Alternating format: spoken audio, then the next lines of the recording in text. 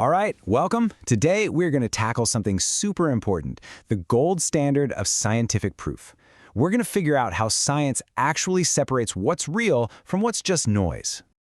I mean, you see this phrase everywhere, right? Scientifically proven. It's on your toothpaste, it's in news headlines, but it's not just some magic marketing term. It's a claim, and it's supposed to be backed by a really specific and tough process. So what is that process? What does it actually take to prove something in science? So this gets us to the absolute core of the problem for any scientist. I mean, think about it. If you have a new pill or a new vaccine, how do you know for sure that it's the thing that's actually causing people to get better? How can you be positive it wasn't just luck or maybe some other hidden factor you didn't even think about? Well, to solve that exact puzzle, researchers have a bunch of different tools, different study designs they can use. And our job today is to figure out which one of these uses the, let's call it the secret weapon for proving cause and effect. And that secret weapon is something called random assignment. Okay, so here they are, our 5 main suspects. Now, these are all totally valid ways of studying health and disease, but only one of them has that special ingredient we're looking for. So yeah, to find our answer, we're going to have to do a little detective work. All right, so the plan is a process of elimination. We're going to look at each of these study designs one by one, and we'll see why, for our specific question, most of them just don't quite make the cut when it comes to proving cause and effect. First up, we have the case control study. Now, you can think of this one as kind of looking backwards in time. Scientists will find a group of people who already have, say, a specific disease, and then they compare them to a similar group of people who don't have it. They're basically digging into their past, looking for clues that might be different between the two groups. See, the key thing here is that the researchers are just observing what's already happened. They're not putting anyone into groups or telling them what to do. And because of that, there's no random assignment. So boom, we can cross this one right off our list.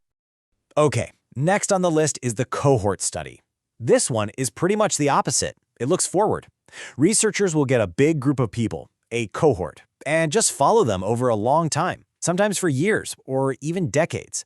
They just watch to see who develops certain conditions. It's a really powerful tool, but it's still just observation. So they're gathering all this amazing data, for sure, but they're still just watching from the sidelines. They aren't assigning people to do different things.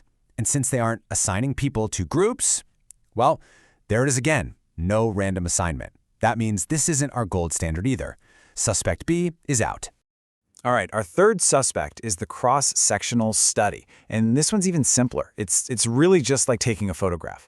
It's a snapshot of a whole bunch of people at one single moment in time, just to see what's happening right then and there. Now, this is super useful for figuring out how common something is. But again, it's just a snapshot. There's no experiment going on, and, you guessed it, no random assignment into different groups. So this one's out of the running too.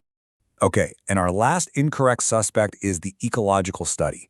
This one zooms way out, looking at huge populations or groups of people. Think about it like comparing, say, the coffee consumption of one country to the heart disease rates in another. It's all about finding those really big picture patterns. But because you're looking at these massive groups instead of individuals, you can't really draw conclusions about any one person's risk.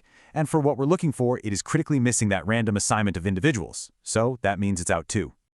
So there we have it. We've gone through our process of elimination, and we've ruled out 4 of the 5 suspects. And look, they are all useful scientific tools in their own right, but none of them have that specific key we need to solve our puzzle.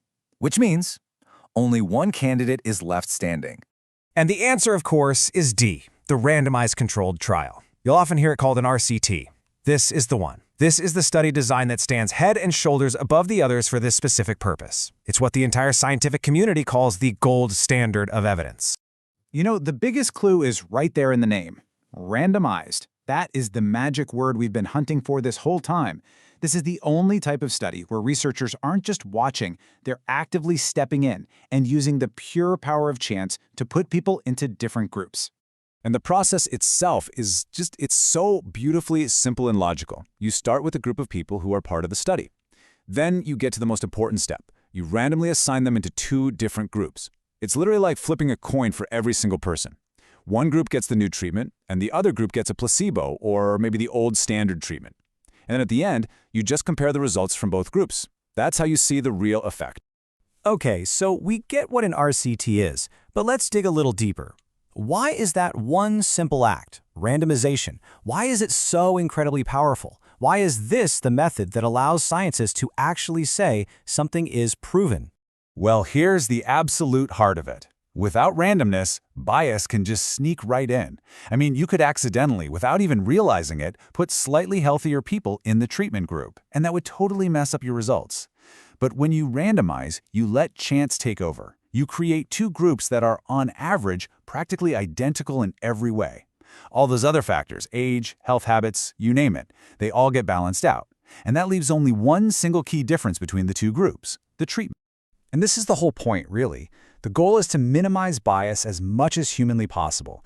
Randomization is the single most powerful tool scientists have to just strip away all that other confusing stuff, all those other variables, so they can isolate the true effect of the one thing they're actually testing.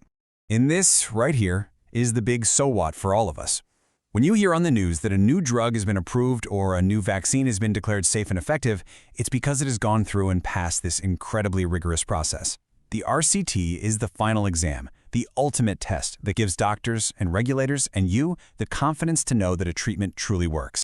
So, now that you know all about the gold standard for scientific proof, it kind of makes you think, doesn't it? What's a common belief out there, or a popular diet, or some health trend you always hear about that you've always been a little skeptical of? You know, if you had all the money and resources in the world, what's the one thing you'd want to finally put to the test with a proper randomized controlled trial? Definitely something to chew on. Thanks for joining us for this Explain.